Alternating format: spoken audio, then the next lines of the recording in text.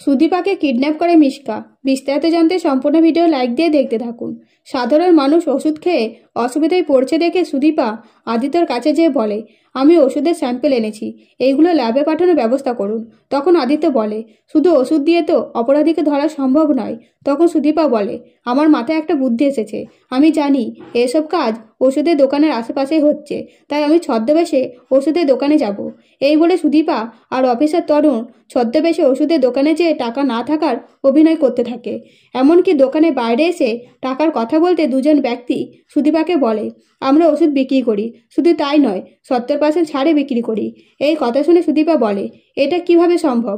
তখন ব্যক্তি দুটি বলে, আমরা লাভ করি না, তাই তো দিতে পারি, তবে আমরা কোনো বিল দিই না। এইসব শুনে সুদীপা বলে, ঠিক আছে, আমার ওষুধ পেলেই হলো। তখন ব্যক্তি দুটি সুদীপাকে একটা গোডাউনে নিয়ে যায়, যেখানে সুদীপা ভয় পেয়ে নার্ভাস হয়ে পড়লে সুদীপার কাছে থেকে হিডেন ক্যামেরা খুলে পড়ে যায়। তখন ব্যক্তি দুটি সুদীপাকে ধরার চেষ্টা করতে শুরু করে, কিন্তু তার আগেই আদিত্য ব্যক্তি দুটিকে অ্যারেস্ট করে নেয়। তবে হঠাৎ করে একটা গাড়ি এসে সুদীপাকে কিডন্যাপ করে নিয়ে চলে যায় আদিত্য চোখের সামনে থেকে। আদিত্য গাড়ির পেছনে ছোটে, তাও সুদীপাকে বাঁচাতে পারে না। তখন গাড়ির নাম্বার লক্ষ্য করে সিসিটিভির মাধ্যমে গাড়ির খোঁজ করতে শুরু করে আদিত্য। অন্যদিকে অভ্র নেশাগ্রস্ত অবস্থায় অন্য মহিলার কোলে ঢলে পড়লে মহিলাটির স্বামী অভ্র চরিত্র সম্পর্কে খারাপ খারাপ কথা বলে। তখন পরমা খুব রেগে যায়।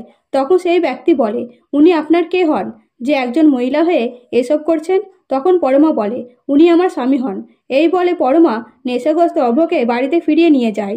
এর পরের দিন সকালে যখন অভ্রর জ্ঞান ফিরে, তখন পার্টির কথা মনে করতে থাকে অভ্র। তো বন্ধুরা, পরমা কি অভ্র ভালোবাসায় সাড়া দেবে? আপনাদের কি মনে হয় অবশ্যই কমেন্ট করে জানাবেন আপনাদের মতামত। আর সুদীপাকে কে কিডন্যাপ করেছে জানতে চ্যানেলটিকে সাবস্ক্রাইব করে পাশে থাকবেন। ধন্যবাদ।